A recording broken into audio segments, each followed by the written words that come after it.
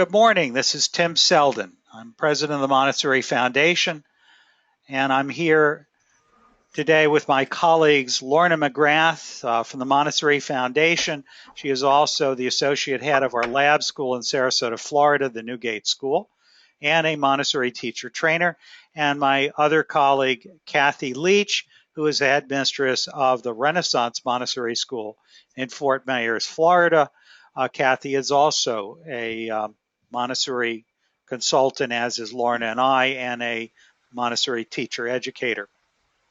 Today our topic is Montessori All Day, and we're actually going to look at three different aspects. We're really going to focus on the first two, which hopefully you can see this on your screen. Montessori All Day, and I'm going to explain that in a minute. Extended day Montessori programs, and we're going to touch on, but not go into depth, on the concept of the studio program. I want to begin with the idea of the family-friendly school.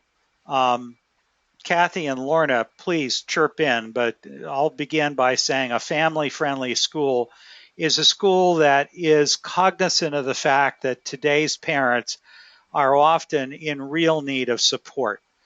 They not only may have both parents working, but they may be having long commutes.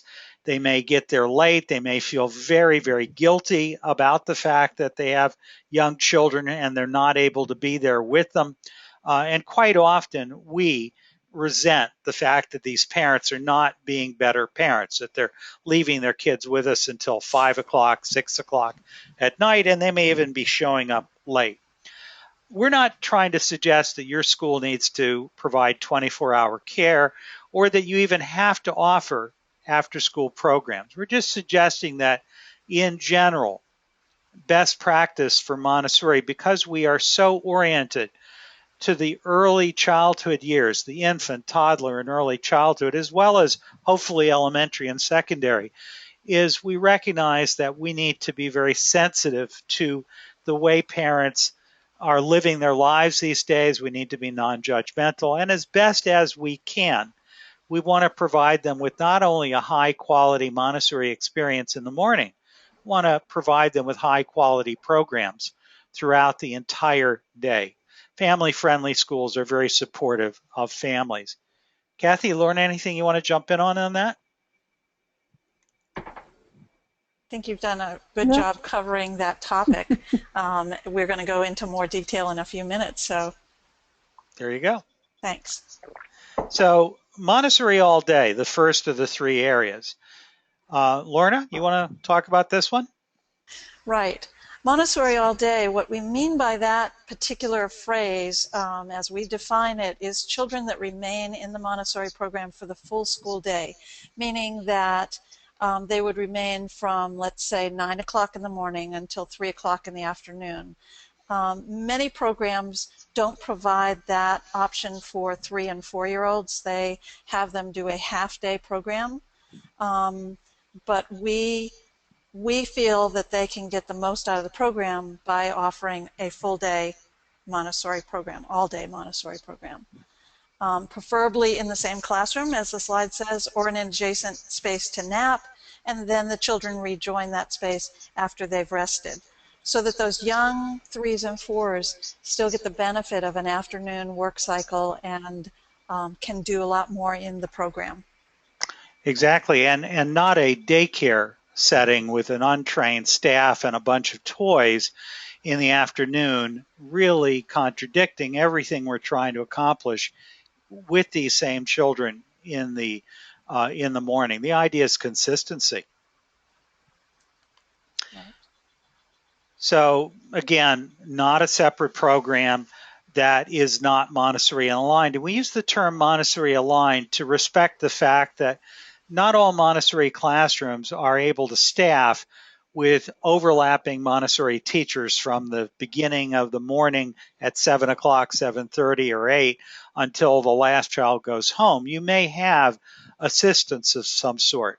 Montessori aligned suggests that it may or may not be Montessori trained, which would be the certainly the most desirable, but that the program is really consistent. It's inspired.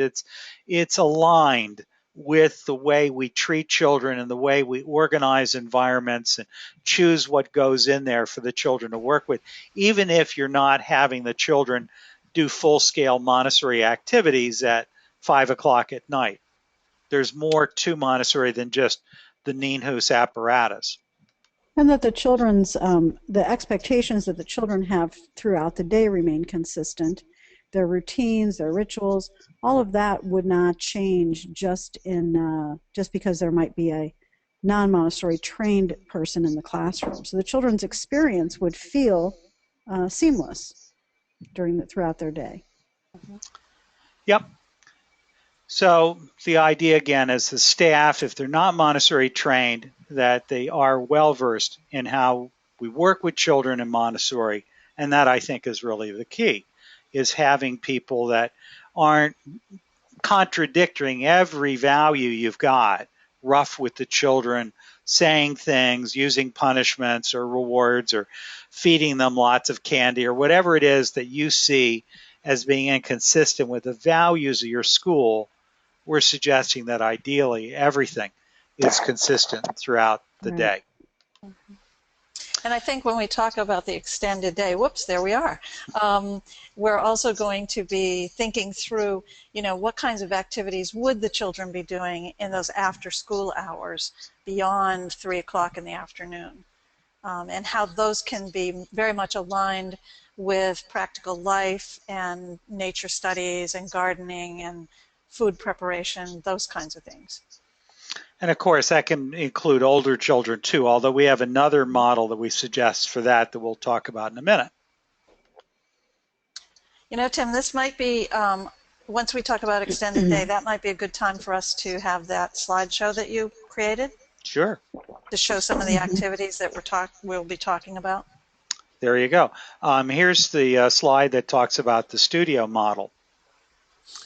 So studios are a program that we developed many, many years ago. More and more Montessori schools seem to have picked up on variations on it. It's the idea of after-school clubs and courses and activities for elementary and secondary students. You could do it for younger children. The basic assumption is that most of your early childhood children are not going to be terribly comfortable with moving around. When they are, and there are some 5-year-olds who really, really love to go out of the classroom and, let's say, participate in a dance program. When they're ready, that's fine. But the idea is that's what these are. That's the difference from extended day or all day Montessori, which is in the Montessori environment. These are clubs that may be different activities every day of the week and are optional.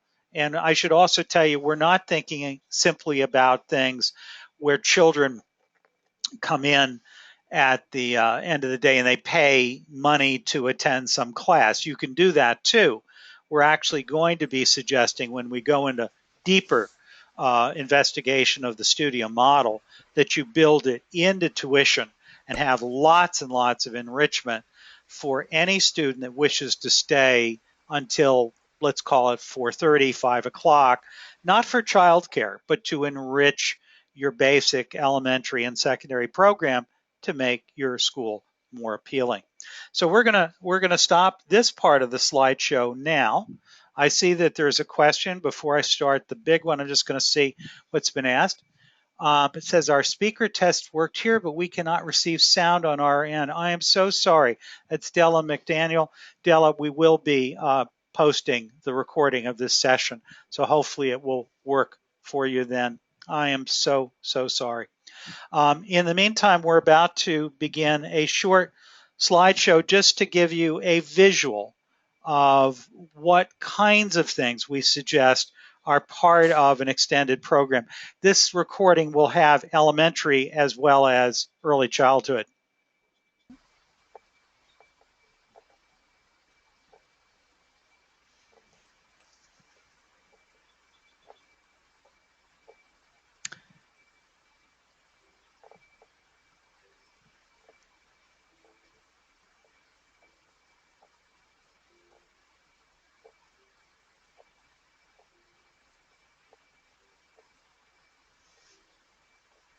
So as you can see, many of these are activities that children might be doing anyway during the morning. It's just continuation in the afternoon.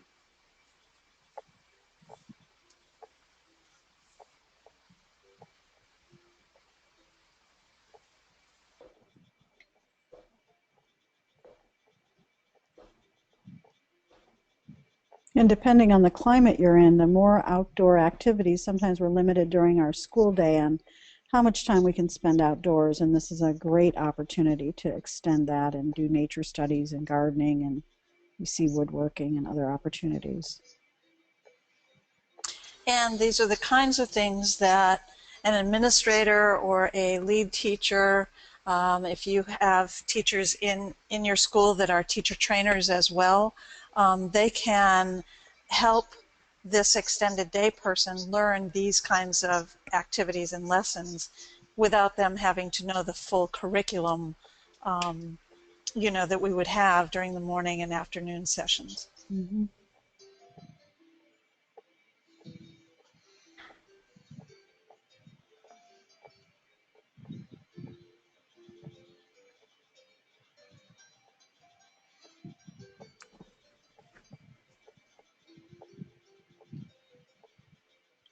I love the feeling of some of these photographs, these experiences children are having that are things that would be similar to what you would do at home with your own children. When you would come home from school, you might water the flowers, you might prepare a snack. Some days there'd be some art projects to do. So it's an atmosphere of relaxation. It's an atmosphere that we give children the opportunity to be part of their community, and just like we would in our own families. And I think for these children that stay so long at our schools, they need that sense of nurturing, and that this is almost family. Mm-hmm. And I think that's a really important part. I could not agree more. Sorry, Kate. Sorry, Lorna. That's okay. Look at this school. This is Desert Garden, and they do a wonderful job of growing food and using it in their lunch program.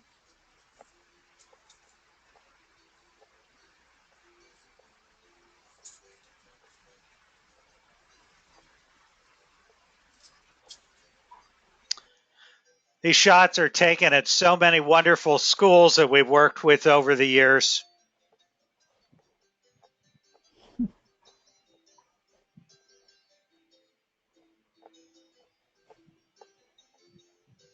Cooking club, very popular.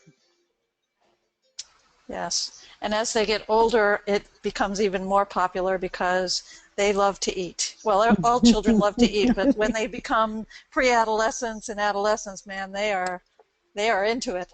They're about the food. Yeah.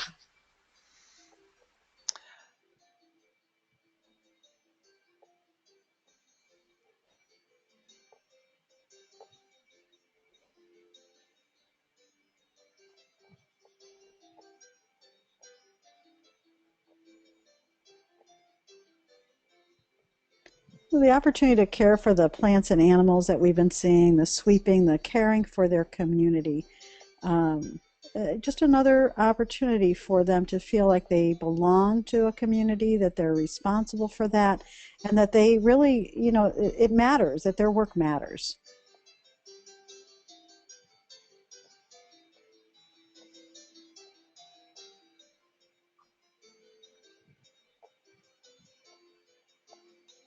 I love the chickens. Yeah.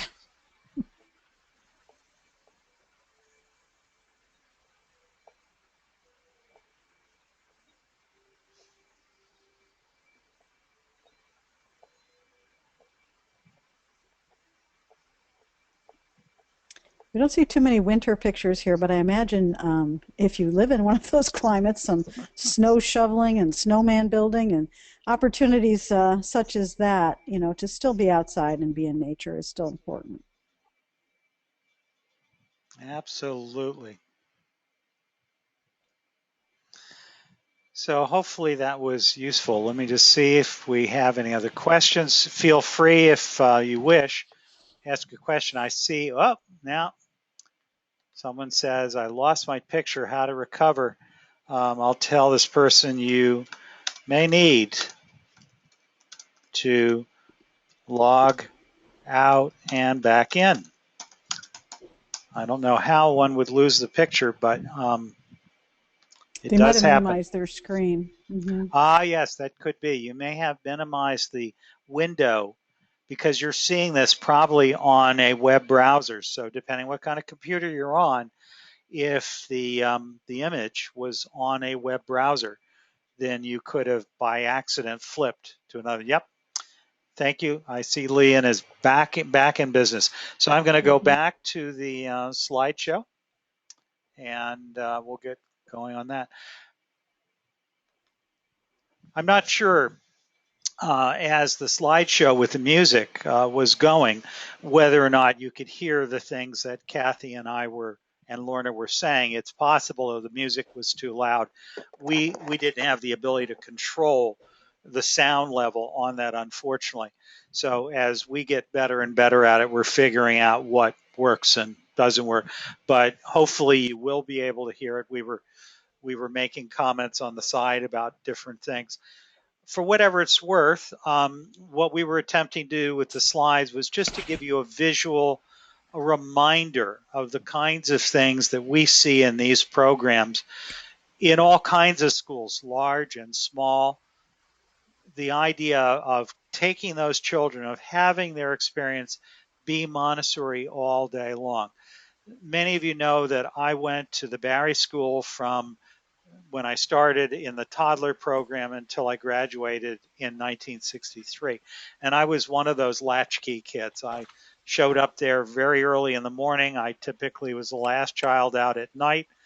And I remember so strongly coming in the morning and making myself toast and pouring myself a glass of orange juice and preparing a bowl of cereal. I mean, these were things built into our classrooms, and we see that in so many of yours. And while there are safety issues about how do we protect children from being burned and all of those sorts of issues, the best that you can do, whatever it is, it gives them a sense of family. So, but the point is that many of our parents work. Some of you may have families that do not work and don't need it. Every city and every school is a little different. But I find that an awful lot of the parents who send their children to Montessori school in the United States and to a large degree around the world are people who are often commuting a long way to get to work. Typically, both mom and dad work. And these programs are incredibly important. And if you do it really well, it's something that bonds the family and the child to the school. So, among other things, these programs minimize parents' needs to run around after school, taking their children to karate classes or to ballet classes or swim meets or whatever. I mean, they may do all of those things anyway. But if you designed it into the program, you're at least doing no harm. You're not undoing the very thing you were trying to do in the morning session. And you're offering children a really nice experience, whether they go home at the end of the normal school day, which might be for you 3 o'clock, 3:30, 4 o'clock, or whether you extend it and they're staying until 6. And as a result, parents save time and money and aggravation. So the programs benefit the children as well. Lorna, you want to pick up on that? We know that, for the very young child, of course, and for older children too, but mainly for the young one, they thrive on consistency.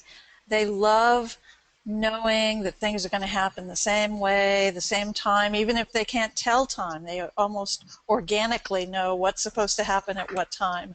And so for them to have this wonderful program that's consistent with what they've been experiencing throughout the day, and having the same people there to care for them and to provide that nurturing environment throughout the afternoon as well as in the after school hours is really, really important.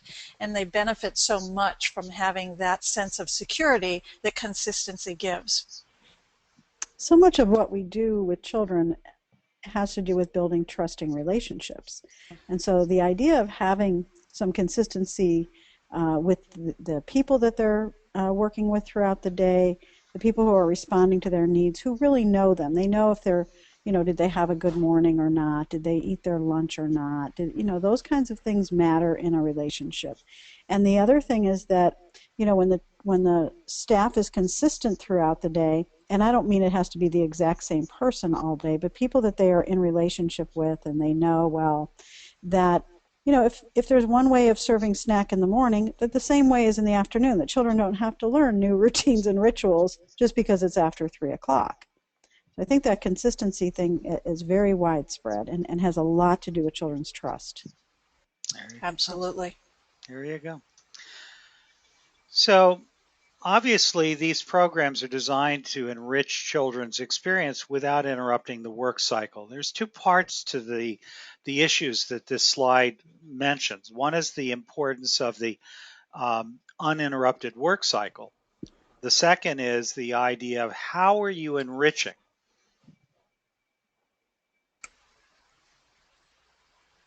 Lorna, Kathy, would either of you like to chime in on that so I'm not doing all the talking here?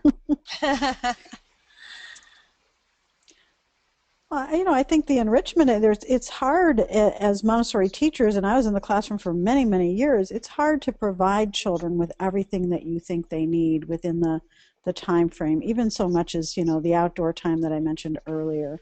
As a teacher, I always felt there needed to be more opportunity for children to be outdoors, more opportunity for the gardening and the cooking and, nature walks, and just so many things that I felt like, I can't compromise this work period that I believe so strongly in not interrupting, and how do I fit these things in without making their day seem rushed, exactly the opposite of what I wanted to provide for them. So I always found the after school program, the extended day program, my opportunity to create these other enrichment activities for children in this relaxed way. I actually started in Montessori as an after-school teacher, and so, it's very close to my heart that we can provide this enrichment without interrupting their morning work cycle, which is essential. Mm-hmm. I agree with you, Kathy, and I also think when we think about those 3s and 4s that can have an all-day program rather than going home at lunchtime, or that you can do some of those things, not as much as you can do in the after 3 hours, but you can provide more for those young ones with regard to extra practical life experiences or gardening or those kinds of things that if they only stay for a half day, they don't have as much opportunity for that. Right, and what a waste if they go into a room with toys and have to sort of, to me that's wasting time. Not that, all toys are bad or anything like that, but it almost feels to me when I go into schools that choose that model, it's a holding pattern. We don't know what to do with you, so we're going to put you in a room with some toys and we're going to have somebody watch you. And it doesn't feel to me like it honors the child and what the child is ready for, and the quality of experiences that they deserve. Absolutely. Yes. And with this, we have to go back to the idea of how fragile the children's concentration is, how much we're focused, as all training programs teach, on development of children's sense of order, of their sense of independence, of their ability to concentrate, as well as their large and fine motor coordination. So what we want to do is make the most of each day. And the idea isn't by cramming in lessons. The idea is by bringing into the environment incredibly rich resources, really strong art, really strong music education opportunities, really strong programs in physical education development, boy, we could talk for a long time about how you could, for example, create a prepared environment in the garden, or how you Mm-hmm. can structure um, programs in physical education that children can do on their own. A simple example would be to have a mirror on the wall and to have a like a stair railing or a dance bar, so that the child can both see herself and, while holding on the bar, take yoga postures or try a dance move very quietly, very slowly, without knocking into everyone else. There are all sorts of ways to do this. By the way, we have a question that was asked, and whenever, by the way, you see the screen go in and out for a moment, it's because I've taken the slideshow and I'm putting it into the background so I can access questions that I see that have appeared. One of the questions that was asked by Yolanda, who wondered, are we imagining and recommending that the extended day program be run by Montessori staff? I certainly wish they Boy, would do that. I think that's yeah, the boy, ideal. yes, that would be wonderful if we could do that. Yeah. I think, Kathy, you've probably had the same experience that I have, and that is it's very challenging to find a Montessori trained person to work at that time of the day and to work that shift of the day, which, by the way, usually when I set up that kind of program, that person's coming in somewhere around noon to 1 o'clock and helping with the afternoon work cycle and then going into the after school cycle. And what I have found is that someone who is trained in Montessori feels like they're not doing what they were trained to do if they're not involved in the morning work cycle with the, with the full Montessori curriculum and program. And I can't think of, at this point in my career, I can't think of a more fun thing to do as a trained Montessorian than to create an absolutely fabulous extended day program. I think that would be great. But most young people that are out of training, they want to use, they really think that morning work cycle is what makes you a Montessori teacher.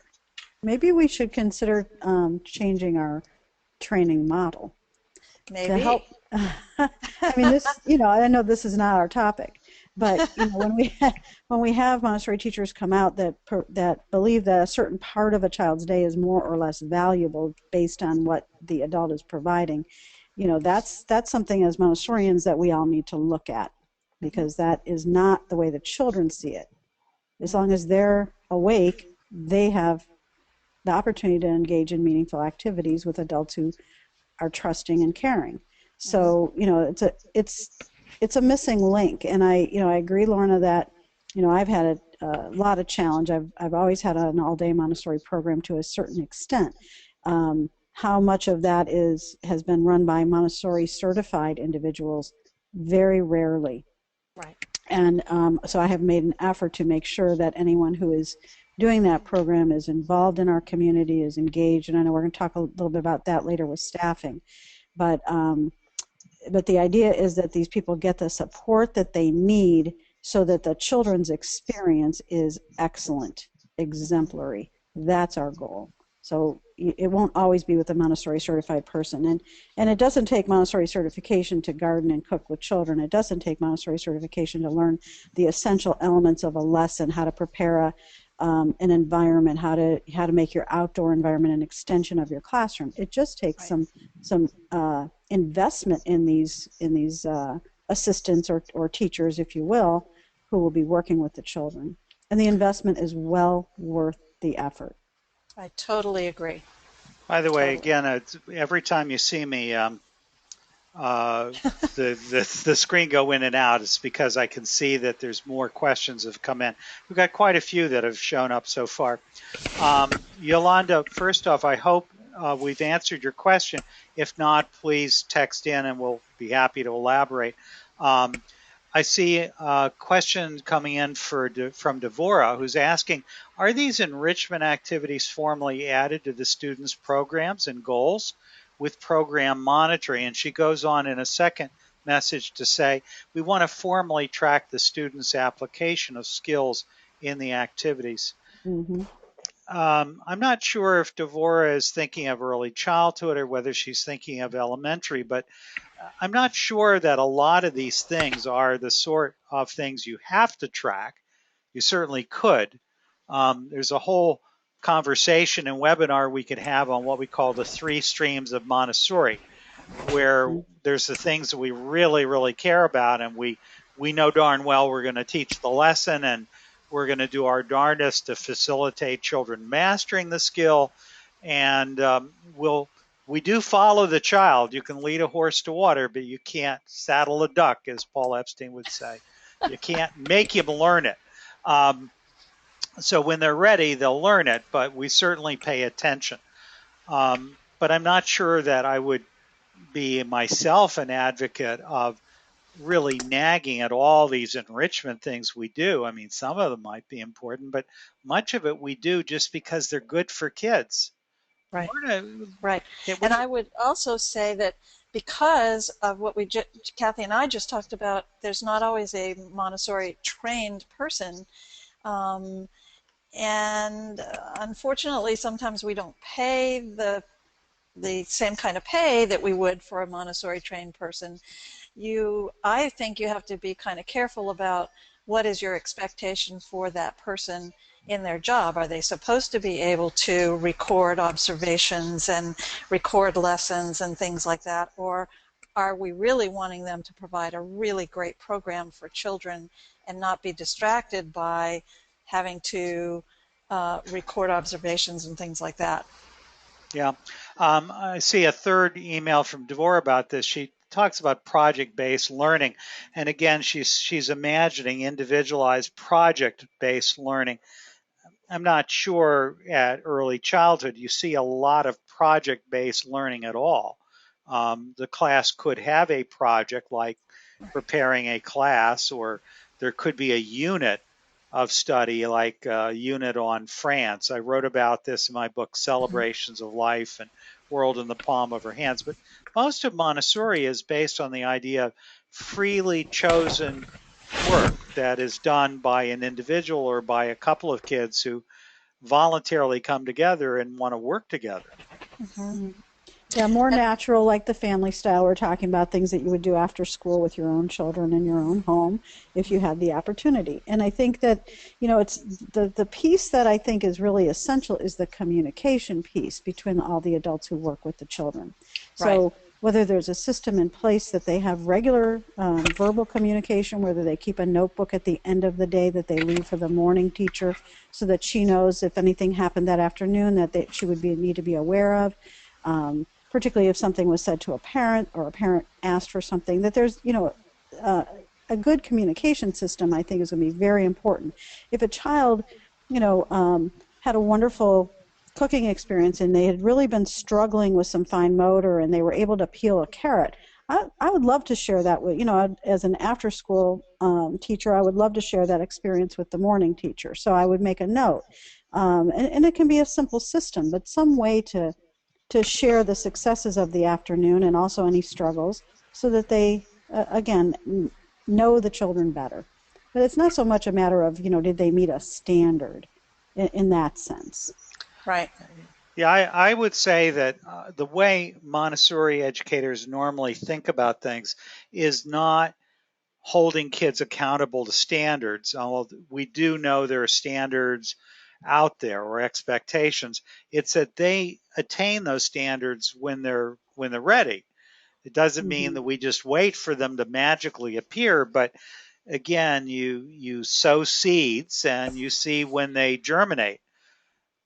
Mostly what we do is we pay attention, we observe, we record, we make note that things are happening. Uh, Cass has brought a very interesting, totally different topic. In her school, if I understand correctly, they bring in children from the local public school in the Yeah. after school program, and they bring them in with their own elementary children. And her question is, do we have? She says in general they adjust very well, and they enjoy each other, and I can certainly imagine that. But do you have any suggestions for orienting them to Montessori ways when the time for building community is so limited and fragmented. Cass, I'm hoping they don't come in on a drop-in. I'm assuming that they come in 5 days a week, and occasionally they may not be there, but they're coming in for an hour or two of care after their public school class is over.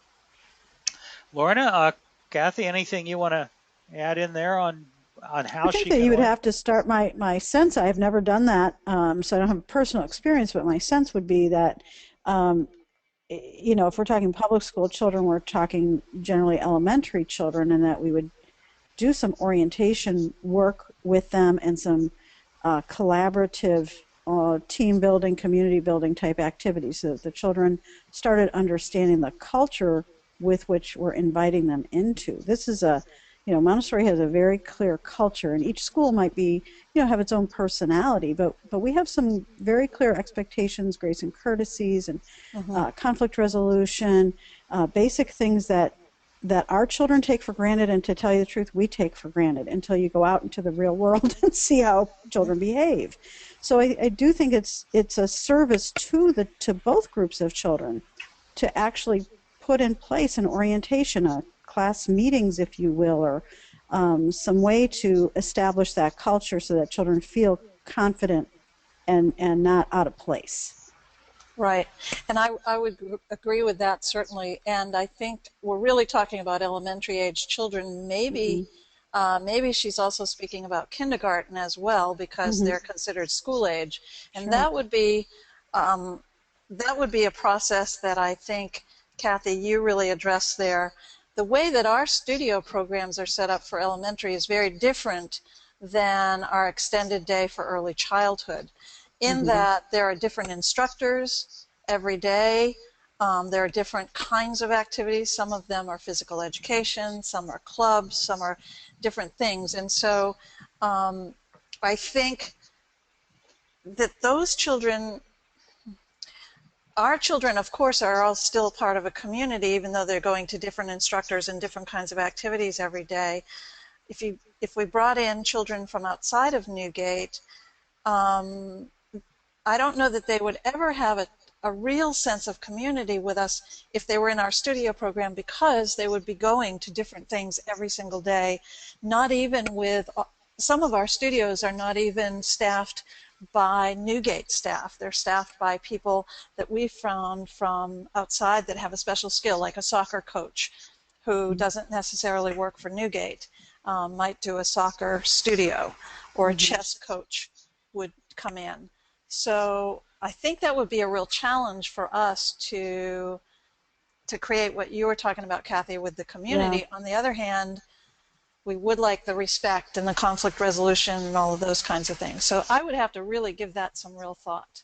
Yeah, I think the bottom line is what you'd probably focus on in a case like has been described is creating a culture of kindness and warmth and grace and courtesy, and just the way we handle things. I hate to use the word discipline without reminding myself that it means to teach people the right way of doing something, not punishment. But having a really clear culture and helping these young kids coming in from the outside to absorb as much of that culture as possible. And this may be controversial, protecting your children from the outside or kids that you let in the school who are hurtful. So if you've got a child who is really mean-spirited or mean in their behavior, we're not saying that you've got to ask them to leave, but we certainly would say you've got to protect your own children from being harmed. The school's got to always feel safe. And I think that goes back to staffing again, because if you are bringing in other people from other venues, you've got to make sure that those people, whether they're teaching a studio or whether they're doing your extended day program for early childhood, that you've really helped them to understand the culture of the school and what to expect. Because if they don't know what kind of behavior to expect, then they may assume that maybe being not so respectful is okay. Right. So I think that, so again, it goes back to staffing as well. Yeah. So Janice, by the way, has chimed in and said at our school, our teachers all commit to teaching one club or activity throughout the year for one term throughout the year. Very similar to what we do at Newgate. And a lot of schools do that. That's very similar to what we call the studio program. We're going to do a special webinar just on studios and how to organize them and different things we've done and how you may build even stronger ones. It's very common. So Janice, what you described certainly makes a lot of sense. So one of the points is that we do these kinds of things for a lot of reasons. I mean, when I first got involved with Montessori, generally speaking, the only kids that came full day were the 5-year-olds, and because there were no elementary Montessori schools commonly around, and everyone else went home after a 2.5 hour, 3 hour morning work cycle, and a handful of 5-year-olds would stay, and that was the program. But the cost to run the school is the same whether everyone's there full day or part-time. Same thing is true about summer. Many of us have schools where there's little or no program in the summer or grossly reduced income compared to what we wish.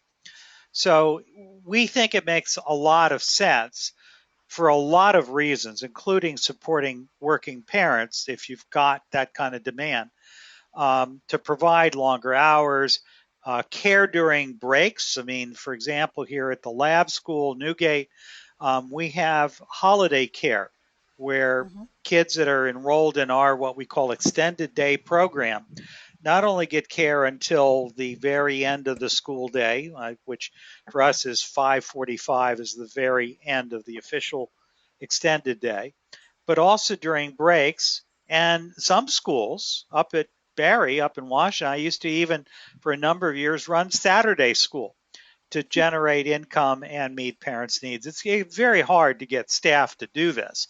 But the point is, if you can do it and if there is a demand, and it's like sailing, there's a blend between what you can find good people to do and the cost of doing it versus the demand. And your challenge is to figure out what works for you.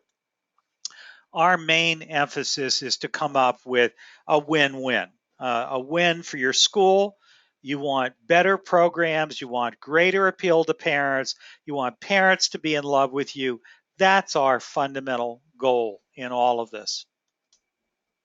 So the key, as we've said, is a consistent team of adults and a group of children.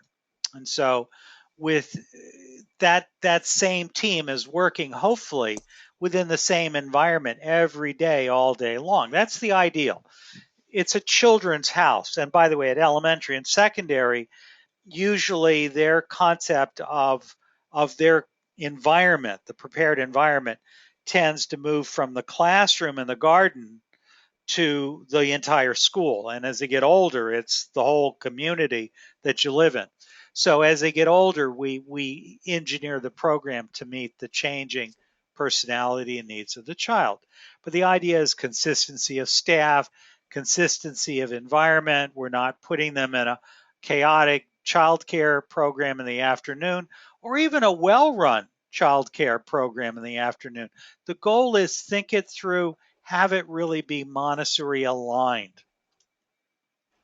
That offers a Montessori inspired program designed for the longer hours from the beginning of the day to the close. That's our goal. So let me hand off to one of you guys on this one. Well, I'll take this. I think that we sort of discussed this with one of the earlier questions. The ideal all-day Montessori program does have certified Montessori teachers and follows the Montessori philosophy. Students can choose lessons at any time throughout their day. And it's a fairly consistent program. It's staggered with generally 3 teachers per classroom, one that opens in the morning, one that comes in second, so there's 2 teachers during the school day, and that third one, as Lorna said, comes in somewhere midday and then finishes the day. So there's overlap. Again, it's an ideal, and we try to do the best we can with the right people. I have certainly come to believe that, although I am a proponent of having certified Montessori teachers. You hire the right person and then get them the right training. So, yeah. Yeah. Now we're going to just move into a subset of the idea of the design of the physical environment. It should be the opposite of the way most schools and childcare centers look. We talk about the word pattern language. You know, whenever you go in a Montessori school in another city, um, or another country, you recognize it because there's certain characteristics of the materials that are on the shelves and the way that the fact that they're on shelves instead of in closets, and the idea of the way it looks. We call that in architecture pattern language. There's a pattern, and while there's no one way to do it, for example, you can have a beautiful modern home, you can have a beautiful colonial home, you have a beautiful Spanish style home. There's lots of different beautiful patterns. Each one of those different styles creates a unified feel, a pattern language. So there's whoa, I went too far. Let me go back. So we want to encourage you to create an environment that feels beautiful and welcoming and home life. And these are just a few examples of some. These are not the most beautiful environments we've ever seen, but these are so simple and inexpensive to do in many, many cases. Well, Tim, I think too that they are simple, and you say, well, it's maybe not the most beautiful, but the reality is, let's work with what we have. Every facility has limitations. Every school has budget limitations and resources. So it shows that even in the simplest situations, you can keep things clean, well maintained, put some living things in. You see natural light. There's certain elements when you talk about pattern language that appeal to human beings' aesthetics. Yes. And the simplicity and the clarity and the natural light are very clear here. So I see a pattern language, whether or not it is, the most expensive furnishings or the best quality products. So I think that's an important point for everybody to realize. You can do a lot with a little. Yeah. And I think that, Kathy, you hit on a point too. The cleanliness is so important. Yeah. Because it shows and people see it. And I also think uncluttered is really important. And it's part of the pattern language that we see in Montessori schools. Absolutely. So here's another example of a prepared environment. A little bit different look and feel, but notice the presence of the plants, the rugs that are not designed to be a place for the meeting, but rather just nice, pleasant things like you might see in a home. And soft seating. Yep. Soft seating, exactly. Yeah. And again, the natural light is very nice in this room. Yeah. Yeah. Another example. Notice the presence of the art. Notice that the easel is not the typical plastic preschool easel. We really encourage you to select things that are not plastic and are just as pretty as you can afford. Notice, by the way, on one of these shelves on the right side of the picture, you'll see a lamp, a little table lamp that you might have seen in an office 100 years ago. These little touches really make a difference. Notice the pillar in the classroom towards the left side that's got the plant on it. These are all part and parcel of how do you make a simple room feel more beautiful. Well, plants, lamps, and art go a long way. Yeah, they sure do. There's my friend Michael Dorr and another one of my friends, Liz Webster, down in New Zealand. This is one of the Montessori schools down there. And yet another thing is here's dancing going on in the afternoon. This is sort of walking on the line with rhythm. And it's just one of the things you can do as part of extended day. I walked into this classroom and it was the end of the day, and they were just having a great little dance, and it was just lovely. It looks like it's connected probably to the cultural study that they're doing during the regular part of the school day. And I would say that's another thing that with good communication and with being your extended day staff being part of the classroom community, those are the kinds of things that you can bring into that extended day program, whether it be dance or whether it be cooking from a particular culture or things like that, that really connect back to what's going on in the classroom during the day. It's really a nice way to do that. So again, the key concept as we see it is, and this is primarily focused at the moment on the early childhood, and that includes the infants and toddlers. It's the idea of creating a children's house, a children's home, children's community. And while there's lots more that we do other than practical life, a foundation of everything we do is practical life. Well, and it doesn't mean that it's even the practical life activities on the shelf. You think about gardening as an extension of Oh, Right. practical life, sorry. folding the laundry at the end of the day, taking care of the dishes, all of those things that are part of keeping a community, the practical skills that help you care for a community are what we're talking about. Oh, we had a bunch of new questions come in. I see that we've recently moved to all-day Montessori model in our early childhood from 3 to 6 instead of herding them into a large room with toys. This is coming from Amanda. Wow. Congratulations. Yes, Yeah, Amanda, that is really. great. We're struggling, though, with coming up with a good, consistent routine during this time. Do you have any examples?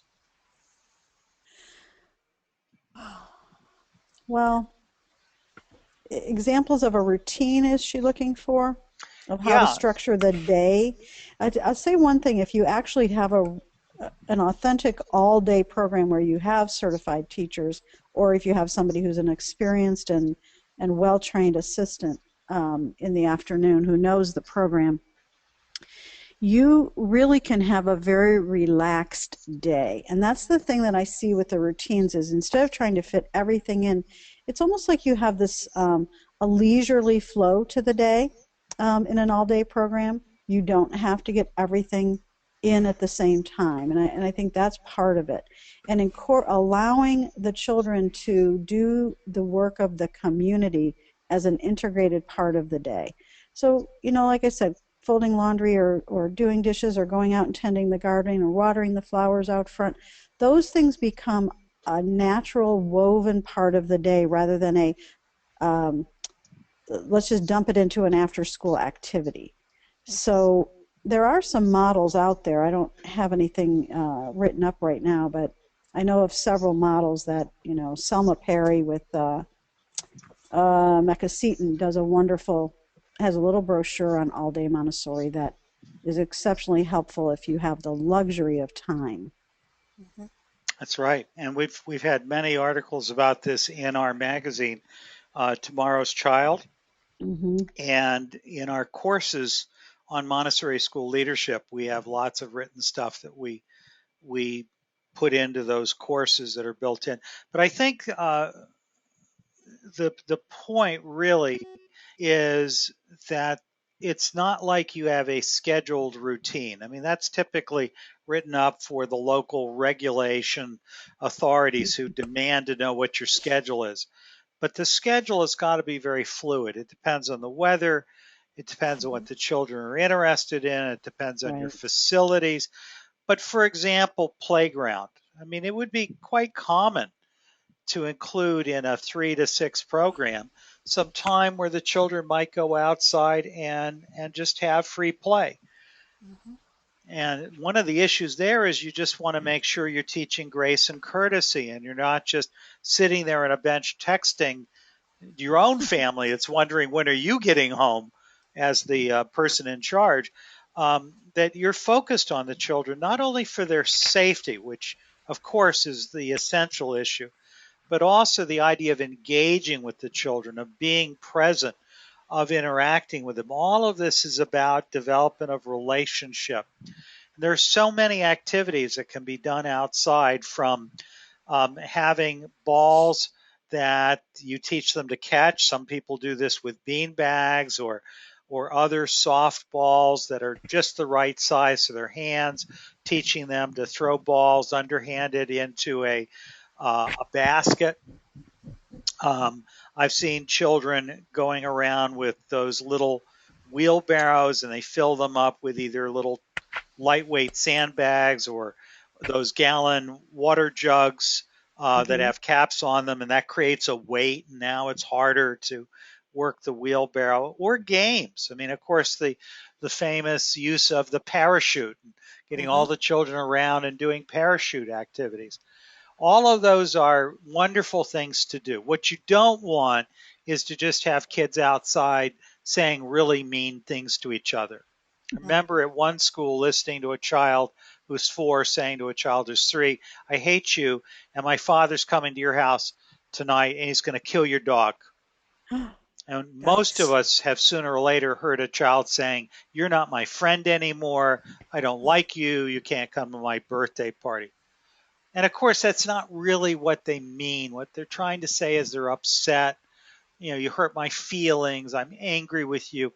We want to be using all the time we have with children to help them to understand their feelings, to be able to express their feelings appropriately. We're teaching behavior. Right. Mm-hmm.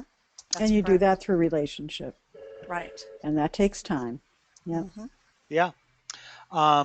We're almost out of time. I'm just going to go through the last few slides. Um, we're not just, again, doing the pouring and scooping in practical life, but everything that's involved in the running of a children's house, as Kathy and Lorna were just saying. Everything, taking care of the animals, bringing in flowers from the garden. If it's not gardening season, develop a relationship with a local florist and see if they won't set aside a garbage bag every day that has the broken buds and stems. Basically, if you think about it, the flowers come in from the wholesalers, and some of them in the process become broken and they can no longer be used and sold in a normal large arrangement. And so they throw those things away. Those are perfect for your bud vases, as an example, and they will Mhm. typically give that to you. Here's some pictures just to remind you of some of the kinds of things that typically go on in an after school program using practical life, the crocheting, knitting, um, uh, baking, cooking, washing dishes are all good examples. And here are some examples of typical outdoor play activities. Again, it all depends on where you're at and what kind of facilities you have. You make the most of what you have available. Some examples of some things outside, just simple things. For example, on the upper right, you can see a picture of a typical peace garden. It's got the peace pole in it. Gardening could be done anywheres almost. These are all city schools, very limited land. And we certainly encourage lots and lots of time and space for large motor control, doing things with your hands, running and tricycling or climbing on things. But again, be attentive, keep them safe, provide comfortable spaces for napping. And while not all of you will be so lucky as to have a litter of puppies born and cared for in the classroom, it's certainly been done before, I assure you. Got all kinds of art projects that you can do. You've seen lots of pictures in the earlier slides. All of these are real things happening in real Montessori schools from 12 o'clock until 6 o'clock at night. Some of them are done with an art specialist. Some of them are organized by the art specialist. Some of them are done by the person who's working with the children after school. We all do the best we can to find the right people to help us throughout the day. Here are some examples of some music things that schools often do. Some of this we end up needing to bring in an art specialist or music specialist because we may not feel we have enough talent. But ideally, you organize these things so they aren't just things that are done when the music teacher is there. And here's some example of cultural activities. Um, my son would be so embarrassed. The little fella in the top there Ah, with is it, that Mark? that is my son Mark when he was about 6 years old on an International Festival Day. But all of these others are just typical scenes we see around Montessori schools. Lovely. The noise you're hearing in the background is someone who's trying to Skype me. So I think that's probably come to a, I can't make that Yeah. stop. I'm just going to, it's Paul Epstein trying to call in. So there he is. Hi, Paul. No, Paul's been hung up on. Shut off. I'll talk to him later. So here we go. We're back to it and we're just about done. Let me just get back to the right slideshow. I wanted to just say about that one at the end that had to do with parent involvement. Yeah. What I find in the after school program, the after 3 o'clock program, when the parents come to pick up their children at the end of the day, I am much more, what shall I say, open to them coming into the classroom, Yeah. sitting with their child for a few minutes, looking at what they're doing, helping them with their shoes, which I would not typically do at a 3 o'clock dismissal time. But I feel like because those children have been there for such a long day and so forth, and they haven't been with their parents, that it's a really nice time for the parents also to feel more welcome and like more like home. Yeah, So the I just family wanted to throw that atmosphere. in. Yeah, and that's it's a sacred reunion. I mean, they have been away all day. It's not the same as the 3 o'clock dismissal and the hustle and bustle of car lines and all of that. Right. It's an opportunity for them to reconnect for the day. Absolutely. All right. Okay. And here's some examples of some of the kinds of informal and formal theater things you can do. So again, puppet shows. I remember at when I was a kid at Barry, we loved the puppet show. That was our puppet theater you can see in the lower right. And we did a lot of those kinds of things. And there's what Lorna was talking about, the parent involvement.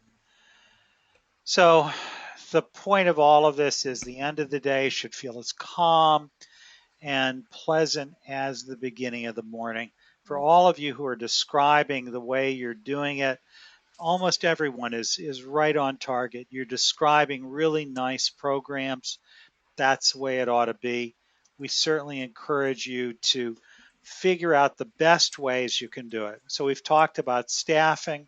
We've talked about the ideal is the split shift where you have Montessorian comes in the morning, another Montessorian hands off somewheres, maybe 11, 12 o'clock and the other one stays until 6.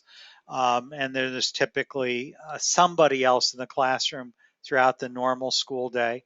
Other people use Montessori student teachers or interns, and some people use well-trained assistants. The bottom line is we really want to do the very best we can, and we know how hard it can be.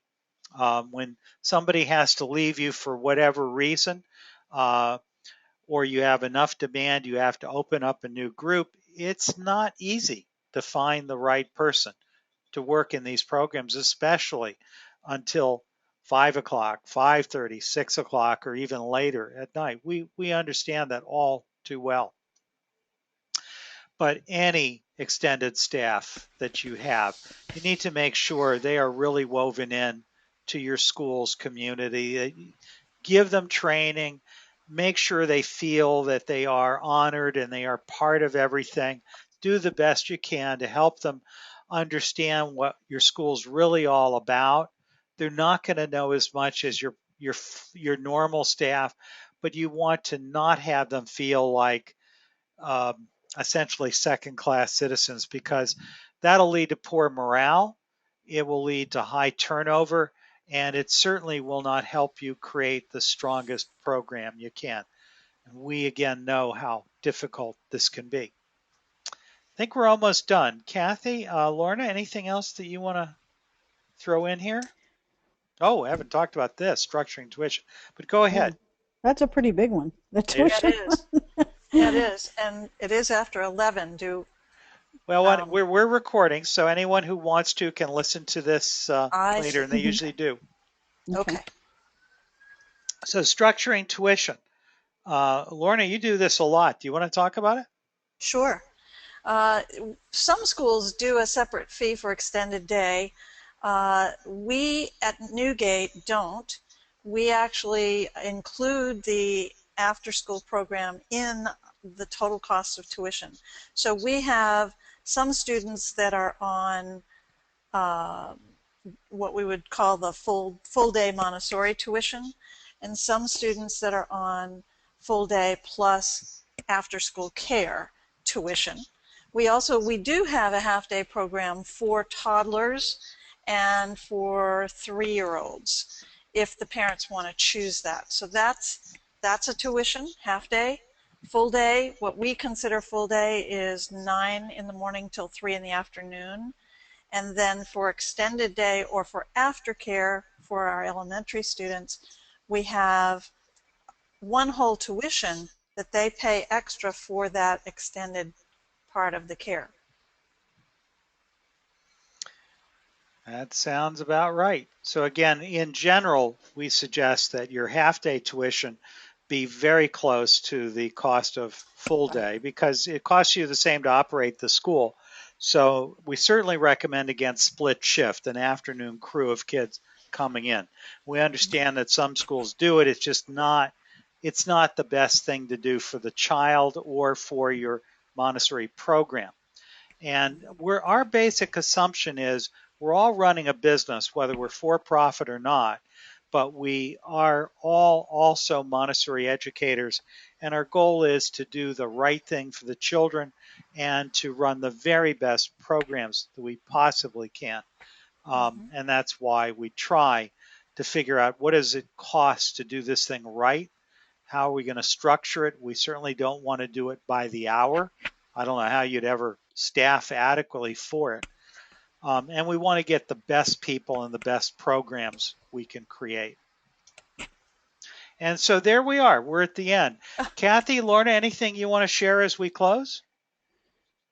No, it's a program that's close to my heart. I really believe in children having the best experience all day long and not having it be broken up, for one thing. And I also would encourage any of the participants or anyone listening to the tape, if you have topics that you're interested in the future, to please, I don't know if they should email Tim if you're going to be inundated, or what the best way for them to let us know, because it's an ongoing series of talks and the idea is to meet your needs. Absolutely. So just Right. send me, Tim Selden at Montessori.org.